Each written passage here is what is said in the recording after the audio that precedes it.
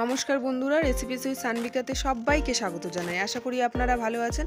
আজকে আবারও চলে এসেছি দারুণ একটি মজাদার রেসিপি আপনাদের সাথে শেয়ার করতে। আজকে আমি যে রেসিপিটি আপনাদের সাথে শেয়ার করব সেটা নাম হচ্ছে পনির স্টিক্স। ক্রিসপি পনির স্টিক দারুণ টেস্টি হয় খেতে এবং শীতের সন্ধ্যায় চায়ের সাথে জাস্ট জমে যায়। তো আসুন তাহলে শুরু করি রেসিপিটি। পনির স্টিক্স করার জন্য এখানে আমি নিয়েছি টুথপিক বা স্টিক। নেওয়ার পরে আমি এখানে ক্যাপসিকাম পেঁয়াজগুলোকে বড় বড় করে কেটে নিয়েছি আর পনিরের এরকম টুকরো করে পনির কেটে নিয়েছি। এগুলোকে এবার টুথপিকের মধ্যে এইভাবে করে গেঁথে নিতে হবে। প্রথমে আমি ক্যাপসিকাম দিয়েছি, তারপরে পেঁয়াজ দিয়েছি, মাঝখানে দিয়েছি পনির, আবার পেঁয়াজ, আবার ক্যাপসিকাম, এইভাবে করে দিয়ে আমি এগুলোকে টুথপিকের মধ্যে গেঁথে নিচ্ছি। টুথপিক না থাকলে যে কোনো ছোট যদি স্টিক আপনাদের কাছে থাকে সেটাও নিতে পারেন। এভাবে করে কিন্তু সমস্ত পনিরের স্টিকগুলোকে আগে সাজিয়ে নিতে হবে। দারুণ টেস্টি হয় খেতে। শীতের সন্ধ্যায় চায়ের সাথে কিন্তু জাস্ট এটা জমে যায়, খুবই সুন্দর হয় খেতেও, যেমন টেস্টি লাগে, বানানোও কিন্তু খুব সহজ। তো এইভাবে করে আমি স্টিকগুলোকে প্রথমে সাজিয়ে নিলাম, তারপরে এগুলোকে আমি একটা প্লেটের মধ্যে নিয়েছি। এগুলোকে পরে আমি ম্যারিনেট করব। তারপরে দেখুন এখানে আমি চাল নিয়েছি। আমি এটা যে চাল খাই সেই চালই নিয়েছি। আপনারা চাইলে গোবিন্দভোগ চালও নিতে পারেন, আতপ চাল, যে চাল আপনাদের কাছে অ্যাভেলেবেল থাকে সেটাও নিতে পারেন। নিয়ে এটাকে ভিজিয়ে রাখতে হবে 4-5 ঘন্টা। তারপরে জল ঝরিয়ে নিয়ে এরকম মিক্সচার জারে দিয়ে দিতে হবে আদা, রসুন, লঙ্কা আর চাল, নিয়ে এটা একটা পেস্ট করে নিতে হবে।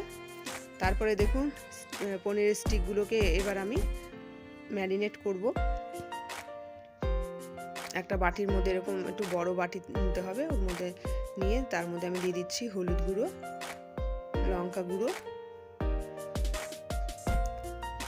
লবণ, ঝাল আপনারা যে যেমন ঝাল খেতে পছন্দ করেন তেমন দেবেন।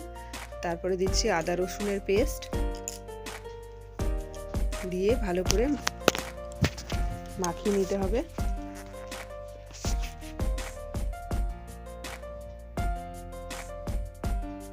তারপরে দেখুন এখানে চালের যে ব্যাটারটা সেটা কিন্তু রেডি হয়ে গেছে। এটাকে একটা বাটিতে নিয়ে নিচ্ছি। তারপরে সেটাতে দিয়ে দিচ্ছি আমি হলুদ, লঙ্কা গুঁড়ো, লবণ দিয়ে এবার এটাকে নেড়ে নিচ্ছি। চালের ব্যাটারটা এখানে নিলে কি হয়, পনিরের স্টিকগুলো ক্রিস্পি হয়। আপনারা চাইলে বেসন, ময়দা এগুলো দিয়েও করতে পারেন, কর্নফ্লাওয়ার দিয়েও করতে পারেন, কিন্তু চালের গুঁড়ো বা চালের এরকম ব্যাটার করে নিলে আরও টেস্টি হয় খেতে, মুচমুচে হয়। তারপর দেখুন কড়াই আমি সাদা তেল দিয়ে দিলাম।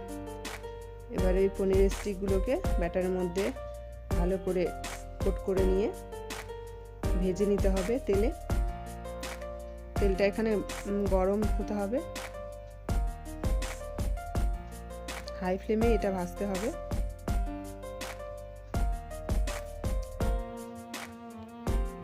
খুবই সুন্দর হয় খেতে। আপনারা অবশ্যই একবার হলেও বাড়িতে ট্রাই করে দেখবেন আর আমাকে কমেন্টে জানাবেন কেমন হয়েছিল। আশা করি আপনাদের খুব ভালো লাগবে এই রেসিপিটা।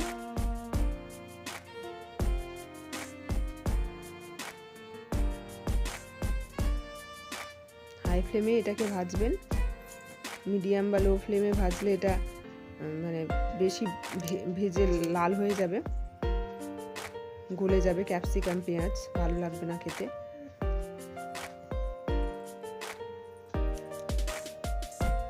এইভাবে করে সমস্ত পনির স্টিকগুলোকে ভেজে নিতে হবে। খুবই সুন্দর লাগে খেতে, অবশ্যই একবার ট্রাই করবেন এবং আমাকে কমেন্টে জানাবেন। আর আমার যদি এই ভিডিওটি যদি আপনাদের ভালো লেগে থাকে প্লিজ লাইক শেয়ার করবেন এবং আমার পাশে থাকবেন। যারা আমার নতুন বন্ধু আছেন আমার চ্যানেলটিকে সাবস্ক্রাইব করে আমার পাশে থাকবেন। আবার দেখাবে নতুন আরেকটি ভিডিওতে। Thank you.